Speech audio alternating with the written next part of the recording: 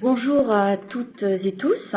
Merci d'avoir rejoint la communauté SAP à l'occasion de ce webinaire dédié au RGPD, donc Règlement général pour la protection des données, GDPR en anglais, donc règlement européen qui sera directement applicable dans tous les États membres de l'Union européenne le 25 mai 2018.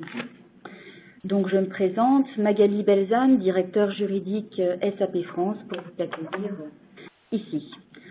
Donc la mise en conformité au RGPD, c'est maintenant, si ce n'est déjà engagé, pour toute organisation qui collecte, traite et stocke des données personnelles de citoyens européens. Nous sommes à environ 300 jours maintenant pour comprendre un texte complexe et technique qui va modifier en profondeur les règles applicables à notre environnement digital. Et pour enclencher, si ce n'est déjà le cas, le processus de mise en conformité, un processus vertueux fondé sur la transparence et la responsabilisation.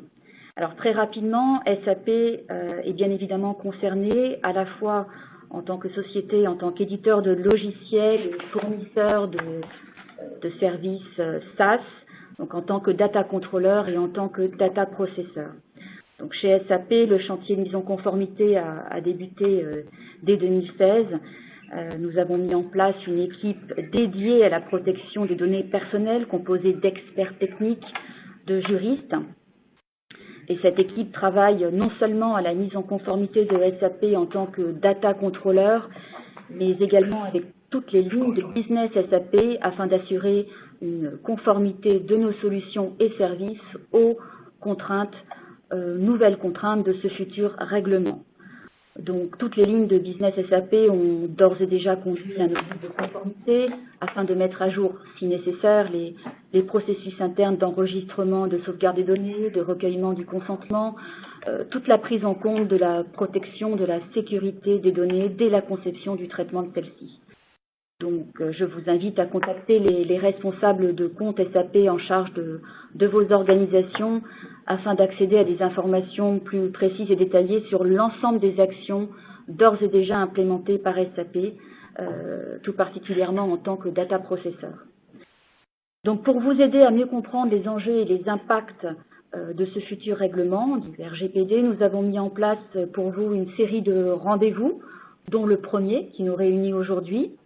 Donc, à mes côtés, Maître Alain Bensoussan, avocat à la Cour d'appel de Paris, spécialiste du droit des technologies avancées, spécialiste également dans la protection des données personnelles, pour qui la mise en conformité se traduit dans les faits par 3 projets en un: la mise à niveau au regard du texte, la politique de conservation des données personnelles et la mise en application des principes clés du RGPD sur lequel il reviendra ultérieurement.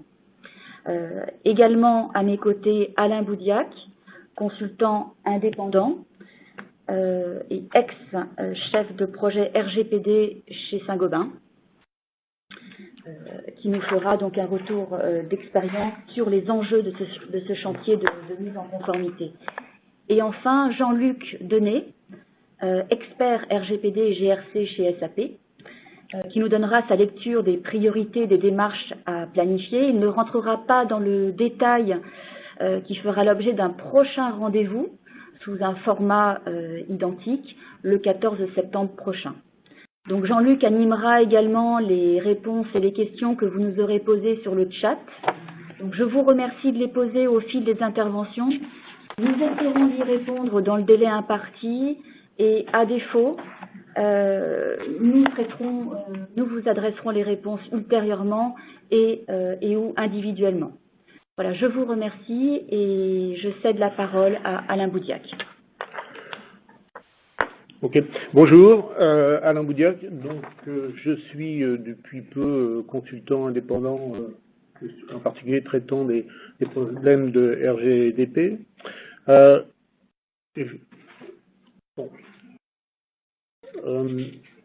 qui est important, c'est de penser que le RGDP, c'est le 3e grand projet à échéance fixe de toute une génération d'informaticiens après l'an 2000 et l'euro. les points communs entre ces différents projets sont clairs, une date fixe prédéfinie, mais aussi et clairement une très grande difficulté à appréhender les modifications en termes de système d'information et donc d'évaluer dès le départ la charge de travail, les ressources nécessaires, le temps requis et bien sûr les coûts. À côté de ça, les différences me semblent assez grandes. Le premier, c'est que autant la date de l'an 2000, autant la date de l'euro était fixe, autant ici, on pense qu'elle va sans doute être un peu moins figée. C'est-à-dire que le 25 mai 2018 est là, mais il y aura sans doute une période de mise en conformité. Le deuxième point, c'est que les modifications vont être non seulement des modifications au système, mais une mise en place de nouveaux processus et de travail, non seulement pour l'informatique, mais pour l'ensemble. Et enfin, il s'agit clairement, pour atteindre ces objectifs, d'un projet d'entreprise avec un fort support de l'IT, mais avec des règles encore qui restent à définir. Alors, en général, lorsqu'on parle du RGDP, on pense aux menaces qui sont souvent mises en évidence, non seulement à cause des formidables amendes, connues à peu près de tout le monde, 4% du chiffre d'affaires, possibilité 4% du chiffre d'affaires mondial, 20 millions d'euros, mais aussi bien sûr la possibilité, soit pour les autorités de protection des données, de suspendre certains traitements, ou les risques de perte d'image. Maintenant, à côté de ça, je pense qu'il faut regarder d'une autre façon, et il faut regarder ça comme une très grande opportunité pour les systèmes d'information, opportunité qui tourne sur une meilleure gouvernance des données et surtout une approche de la sécurité informatique, pas les risques, et non plus seulement les risques pour l'entreprise, mais aussi les risques pour les individus, qu'ils soient internes, les employés, ou qu'ils soient externes. Le RGPD connaît, comme toutes les grandes initiatives, un certain nombre de mythes. Le premier, c'est la responsabilité, la mise en conformité a souvent été confiée à la direction juridique. Peut-être que c'était un texte réglementaire, sans parler à l'ensemble de la société. Le deuxième, c'est sous prétexte que les DSI travaillent de façon professionnelle et sont conformes avec un certain nombre de normes dans l'ISO 27001 ou ISO 27002, on pense que la conformité décline de cette situation. Et enfin, très souvent, on dit le RGDP, ça ne me concerne pas, puisque la majorité de mes applications sont dans le cloud, et mes partenaires gèrent les problèmes. Ces différents mythes, bon, mais il n'est pas trop tard. Donc l'échéance s'approche, mais il n'est pas trop tard. Et Madame Falk-Perrotin, à la fois présidente de l'ACNIL et présidente du G29, le groupe de travail européen qui publie le règlement, a déclaré au mois de juin que le 25 mai n'est pas une date coup près, mais c'est plutôt le début d'un voyage ensemble entre l'ACNIL et les entreprises.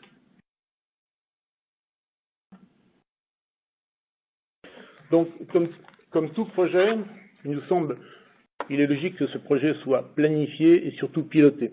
Et la première étape, c'est clairement de faire un audit, autrement dit définir d'où on est, de façon à pouvoir évaluer à la fois les travaux engagés, les ressources nécessaires. Donc,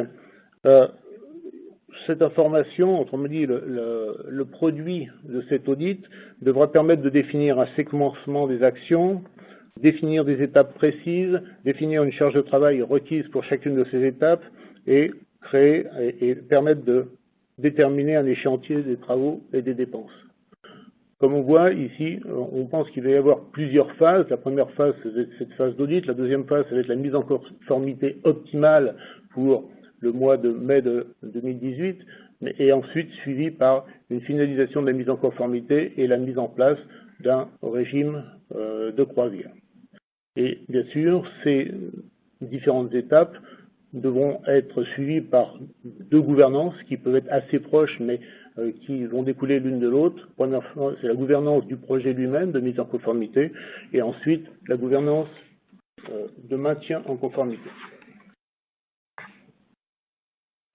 Pour les systèmes, bien sûr ici, il ne s'agit pas d'une présentation juridique que je laisse à Maître Bensoussan, mais il s'agit plutôt de qui, d'un point de vue informatique, me semble important, et j'essaye de mettre ici en évidence certains points qui méritent un regard particulier.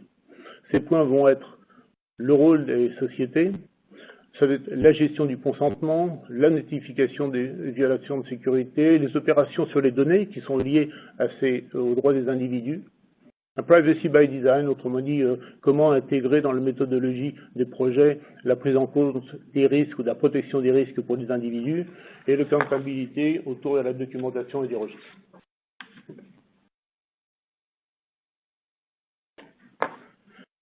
La co-responsabilité.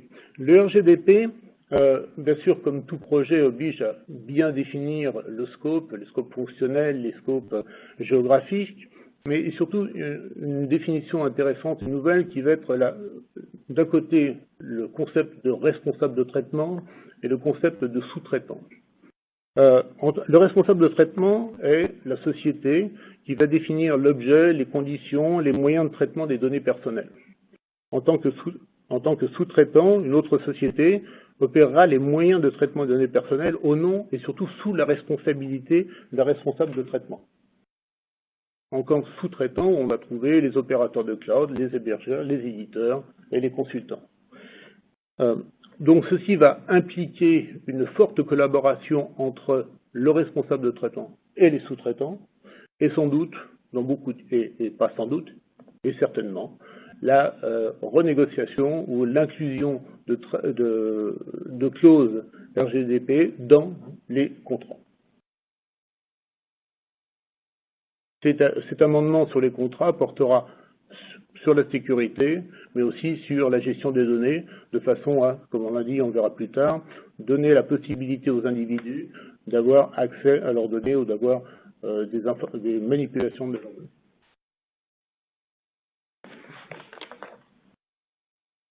Le deuxième point, autre point important, c'est le consentement. On a un changement important qui va être de passer de l'opt-out à l'opt-in. Autrement dit, il va falloir donner son consentement, l'individu devra donner son consentement et non plus retirer son consentement. L'autre point important, c'est le RGDP prévoit des conditions très rigoureuses au niveau à la fois de l'obtention et du contenu de ce consentement. Les conditions d'obtention impliquent une grande clarté quant à la question et une liberté quant à la réponse, c'est-à-dire que le consentement ne pourra pas conditionner d'autres activités. Et le deuxième point, le contenu. Le contenu devra rappeler les données qui sont saisies, les données qui sont collectées, les raisons pour lesquelles ces données sont collectées, et en particulier mettre en évidence une proportionnalité entre les données et l'objectif du traitement, et surtout, un point important probablement pour le système d'information, les aspects durée de conservation de ces données.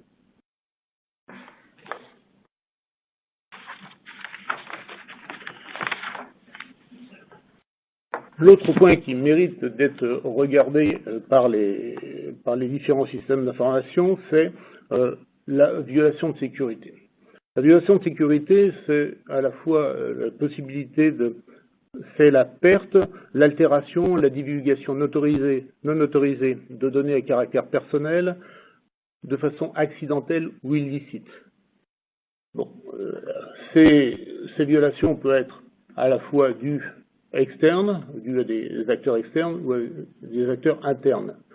D'un point de vue technique, ce qui est précisé, le texte n'est pas précis, mais il parle de l'état de l'art, donc c'est-à-dire qu'aujourd'hui, on peut penser que les mesures qui sont définies par les normes ISO doivent permettre de répondre à la sécurité requise. Ce qui est important, c'est que toute violation devra être notifiée par le responsable de traitement à l'autorité de protection des données en 72 heures. Bon, temps très court, et cette notification devra reprendre une description claire, précise de l'ensemble des événements qui ont amené à la violation de données, décrire la violation de données, voir les mesures qui ont été prises pour mitiger, pour réduire les impacts de cette de violation de données et surtout définir les risques et pour l'individu et le nombre d'individus qui peuvent être concernés par cette violation. Dans certains cas, et lorsque les risques seront considérés comme étant importants pour l'individu, il faudra mettre en place il faudra aviser les individus des conséquences de cette violation.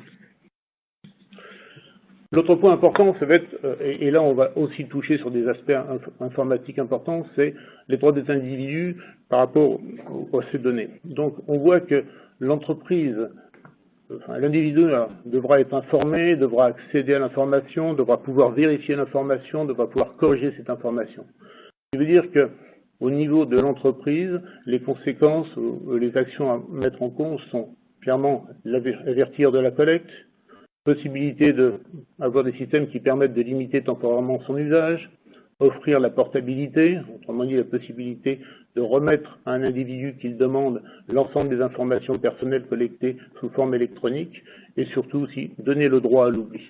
Donner le droit à l'oubli, bien sûr, sous contrainte de la réglementation et de la législation.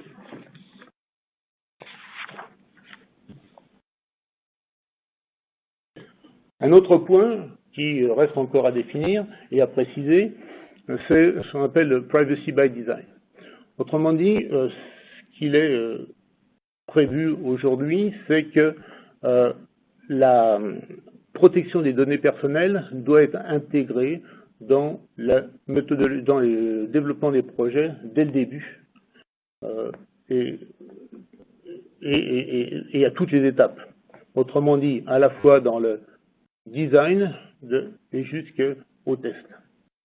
L'analyse d'impact est un outil qui permettra de faire cette opération, et cette analyse d'impact devra porter son attention sur les risques pour les individus, risques liés à ce traitement des données personnelles, les menaces, la probabilité que ces menaces se réalisent et les mesures de sécurité requises pour réduire ces menaces. Enfin, l'autre point, c'est le passage du déclaratif au démonstratif. Aujourd'hui, en France, il fallait déclarer l'ensemble des traitements qui portaient sur des données personnelles. Aujourd'hui, demain, à partir de mai de l'année prochaine, il faudra démontrer que toutes les mesures ont été prises pour que ces données personnelles soient protégées.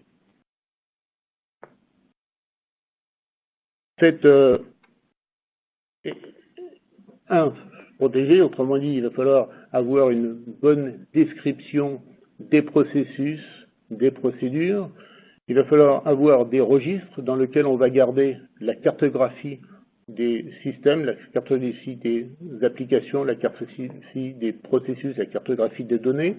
Il va falloir garder un registre dans lequel on va conserver l'ensemble des demandes émises par les individus, que ce soit des requêtes sur des informations traitées par l'entreprise ou des plaintes, et bien sûr un registre sur les violations avec les informations qu'on a définies précédemment au niveau des notifications. Donc, ici, il faut penser que ces fonctionnalités sont à peu près connues.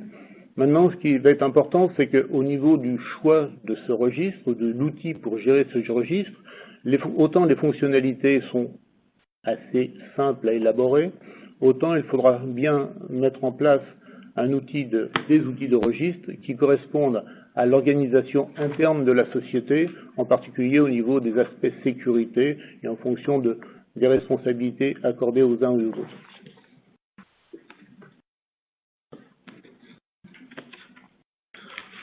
Alors, le RGDP prévoit la création d'un poste de DPO. Donc c'est un DPO, c'est un chef d'orchestre entre les différents services.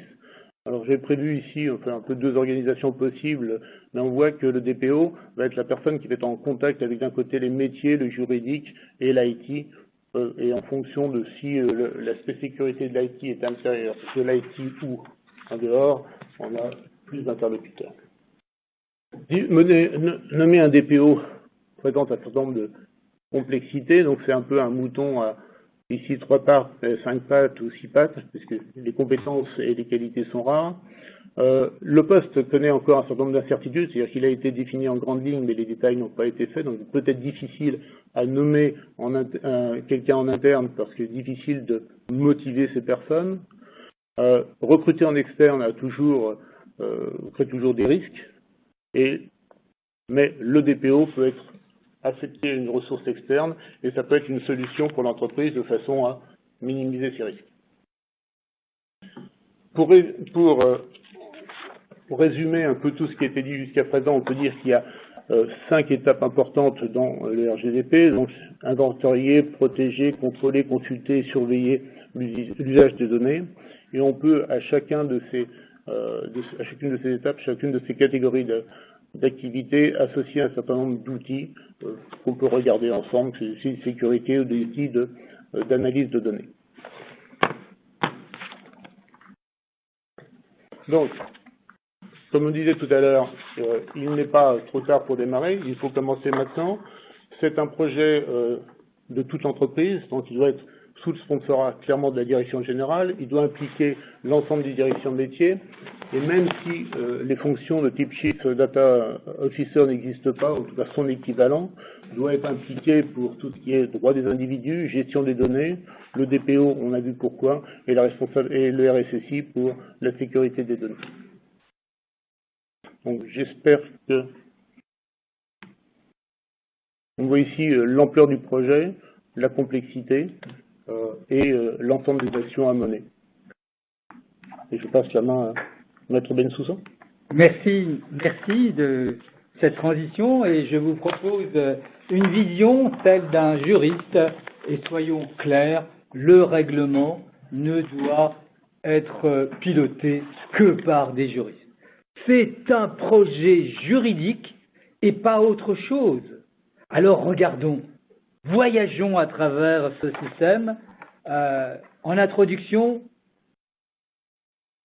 la route, il faut faire une route, c'est vrai, mais la route du bonheur, c'est une route en 20 étapes. Les chiffres clés, c'est les juristes, la répartition des coûts, c'est des coûts juridiques. Merci. 30 secondes, je reviens en arrière. Voilà.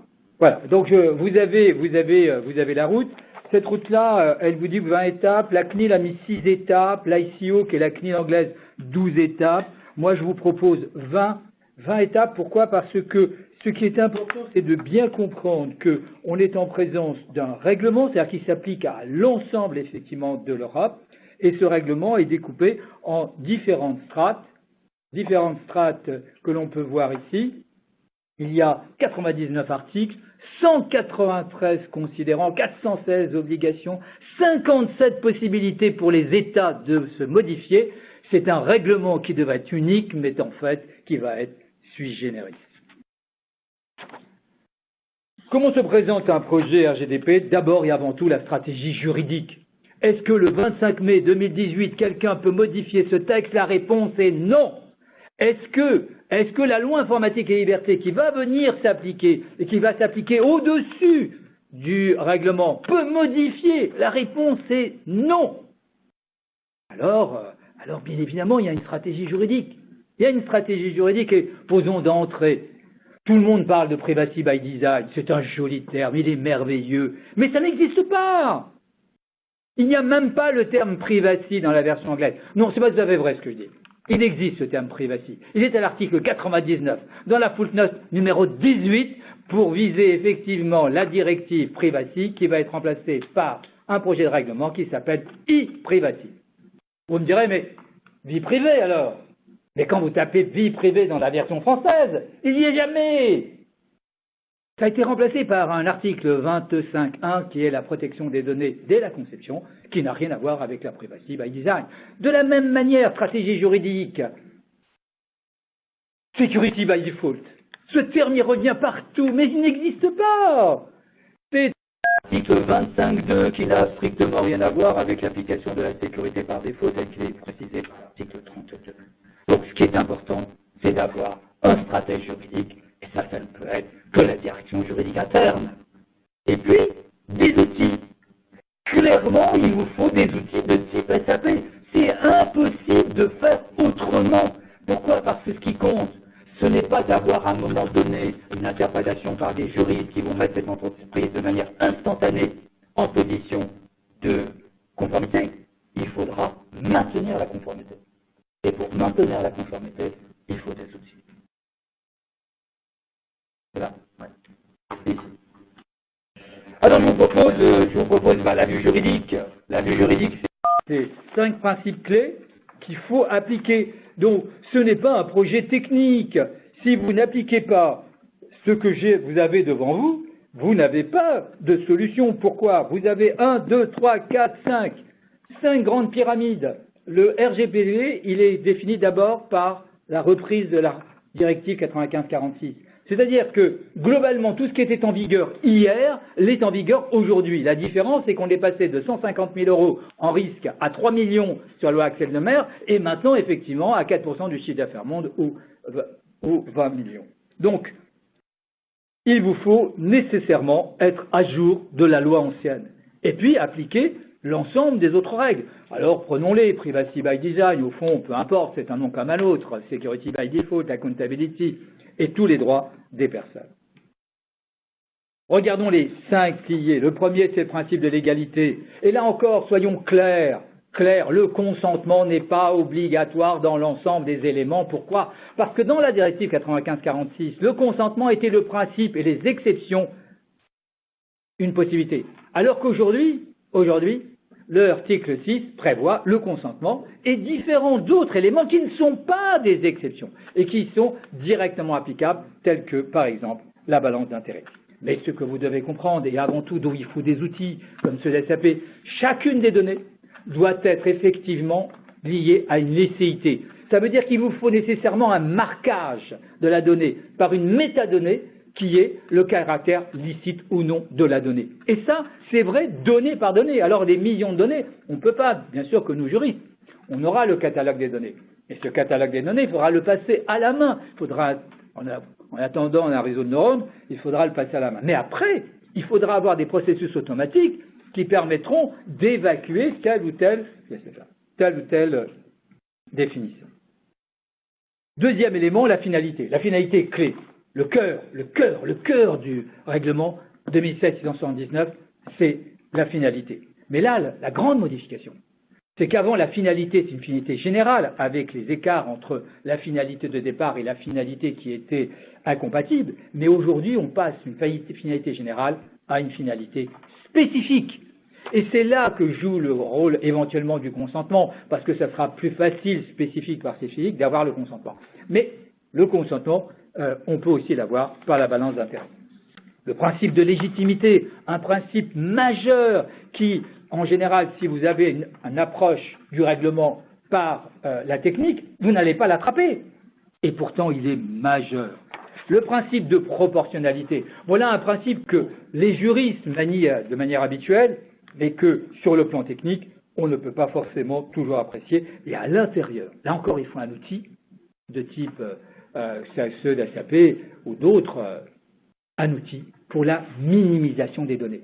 C'est-à-dire que chacune des données dans l'entreprise devra être flaguée par un drapeau qui montre en quoi elle est nécessaire et en quoi elle répond aux caractéristiques de minimisation. Là encore, ce concept, il est piloté par la technologie et il est défini par la direction juridique. Pour une fois, on est à égalité avec l'IT. Mais tout ça, c'est quoi? Tout ça, c'est pour arriver à quoi? Eh bien, ces 5 principes sont au service des droits des personnes. Et j'en ai pris 4. Le premier, de modification radicale, droit à la compréhension. Le deuxième, droit à l'information. Le troisième, droit à l'oubli, on vous l'a présenté. Et le dernier, droit à la portabilité. Alors, droit à la compréhension, eh bien, c'est une modification fondamentale. Nous étions passés d'une information des personnes à une compréhension des personnes. C'est-à-dire qu'on ne va pas mesurer cette information à l'émission, comme on pourrait le dire sur la théorie de Shannon. On va mesurer que la personne, effectivement, qui est en face, par exemple, d'une demande de consentement ou d'une balance d'intérêt, a bien compris. Et pour cela, il faut des informations concises, transparentes, compréhensibles, aisément accessibles, en termes clairs et simples. Le droit à l'information, il a été modifié, renforcé avec l'identité du traitement, l'intérêt légitime poursuivi, le droit de retrait, la durée de conservation, le droit de réclamation et des éléments particuliers au profilage. Le droit à l'oubli, merveilleux droit. Le droit à l'oubli, c'est la possibilité pour nous de ne pas avoir notre passé présent dans notre avenir. Et ce droit à l'oubli, consacré à la suite de la Cour de justice de l'Union européenne, fait que chacun d'entre nous a la possibilité d'effacer son passé, sauf s'il avait un caractère d'intérêt public et qu'il était entré dans l'histoire. Il existe différentes dérogations, notamment l'intérêt public. Le droit à l'oubli, c'est presque le droit à l'effacement. Je vous ai mis une présentation en tant que telle. Le droit à la portabilité, un droit important, notamment en matière d'Internet des objets, pour éviter les problèmes de portabilité des numéros de mobile. L'ensemble des informations que vous avez confiées, que nous avons confiées à un opérateur, eh bien, ces informations, on peut les reprendre. On a cette possibilité-là, on doit les reprendre dans un format qui est utilisable par un autre opérateur. Voilà. Pour terminer, je voudrais vous dire que le règlement 2007-679 va mettre un très haut niveau, le plus haut niveau dans le monde de la protection des données personnelles. Il devra être un élément de différenciation des opérateurs en Europe, mais il est évident que ce n'est pas un projet technique, mais un projet juridique. Et je voudrais vous donner un exemple. Il y a un nombre impressionnant de responsables de traitement qui font passer leur système existant à un système conforme au règlement. Pour moi, avec beaucoup de modestie et dans l'attente que les autorités de régulation se prononcent, les traitements anciens qui n'ont pas été modifiés de manière substantielle restent soumis à l'ancienne loi. Mais attention, l'ancienne loi, c'est la directive 95-46 qui a été reprise par le règlement. L'ancienne loi, c'est 80% la loi française, et en conséquence de quoi, pour certains, vous avez que presque 40 ans de retard. Merci. Les présentations de ce matin des différents intervenants ont rappelé les enjeux, les défis, mais aussi les opportunités que représente la transformation des organisations pour être en conformité avec ce nouveau règlement. La mise en place de ces nouveaux référentiels, tels que le registre des processus des contrôles, et de nouveaux processus, tels que le consentement, le droit à l'oubli, la portabilité des données, la déclaration des failles de sécurité, pourra être facilitée, comme cela a été mentionné dans l'intervention de Maître Bensoussan, par des solutions logicielles. Les équipes de développement de SAP travaillent sur la mise à jour des applications SAP pour ces raisons de conformité. Et SAP dispose d'un large portefeuille de solutions qui fait de SAP un éditeur de choix pour équiper les organisations et faciliter cette mise en place, quel que soit le paysage applicatif de nos clients, qu'il soit SAP ou non SAP. Et c'est justement l'objet du webinaire du 14 septembre qui présentera les différentes solutions que propose SAP pour accompagner ses clients sur ce chemin vers la conformité au RGPD qui peut être, comme évoqué par Maître Bensoussan, la route du bonheur.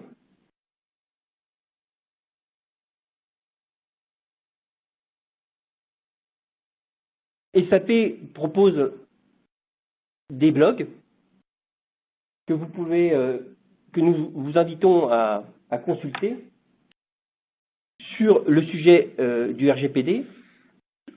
Aujourd'hui, on vous propose 2 premiers blogs, mais d'autres viendront par la suite. Maintenant, nous vous proposons d'aborder la partie questions-réponses en nous focalisant sur les questions les plus à même de répondre à l'ensemble des participants de ce webinaire. Alors, une première question, qu'est-ce qu'est le PIA? Donc, le DPIA, en fait, c'est le Data Protection Impact Assessment. Donc, c'est l'évaluation de l'impact des données personnelles. Est-ce que vous avez d'autres questions? Et soyez libre de poser vos questions en ligne ou sur le chat.